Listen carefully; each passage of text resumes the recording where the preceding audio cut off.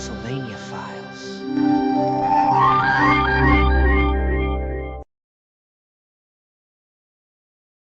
Pennsylvania has a mountain ridge where the UFOs and the Bigfoot show up together. Same week, same county, sometimes the same field. Together.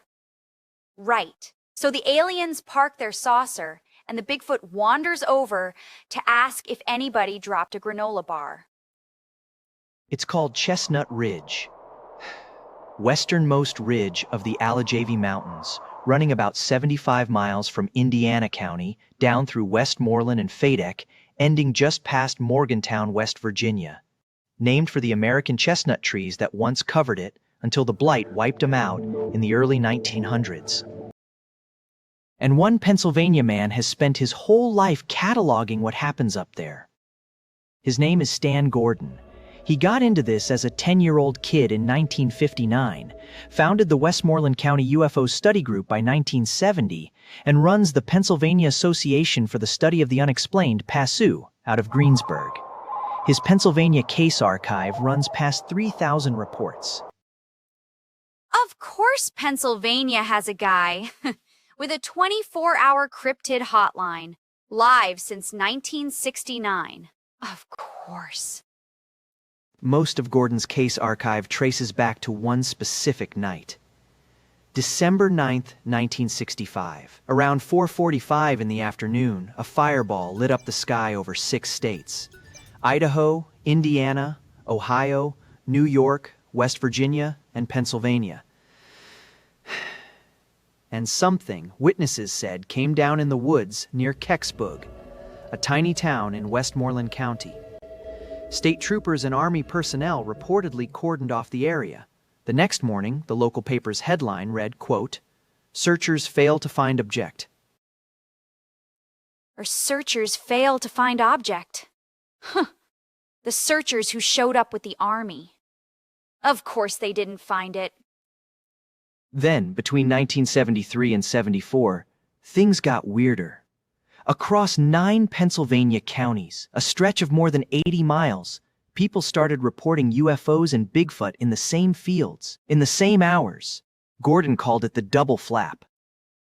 The set-piece case was October 25, 1973, on a farm in North Union Township, near Uniontown in Fayette County. About 15 witnesses reportedly watched a glowing red dome descend over a pasture, and walking along the barbed wire fence next to it, 2 upright creatures. Witnesses said one was 7 feet tall, the other was 8. The farmer's 22-year-old son fired a .30-06 rifle over their heads, tracer rounds. Tracer rounds? This farm has Bigfoot, it has UFOs, and it has tracer rounds. Pennsylvania really commits. Witnesses said the creatures had glowing green eyes, about the size of a $50. They said they smelled like burning rubber, and the craft itself reportedly sounded like a lawnmower before it ever appeared. The footprints recovered from the site didn't match the typical Bigfoot report either. Investigators said they had 3 toes, up to 13 inches long. Here's what Gordon won't look away from. In case after case, witnesses fire on the creatures. No body, no blood trail, no recoverable trace. He calls it the vanishing Bigfoot pattern, and he keeps it in the same case file as the UFO sightings. Wait.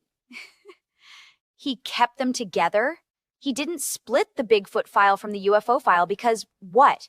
It'd be easier to publish? He kept the weird in one pile because the witnesses kept seeing them in one pile. That's actually really good science.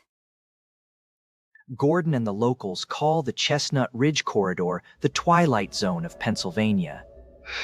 And the reports haven't stopped. Witnesses near Derry have called the hotline about red orbs above the ridgeline, about rock throwing in the woods, about heavy footfalls heard by multiple people at once. It's the same hotline number Gordon set up in 1969. For 60 years, one guy in Greensburg has been picking up the phone. It's still ringing. The truth is out there. Stay tuned.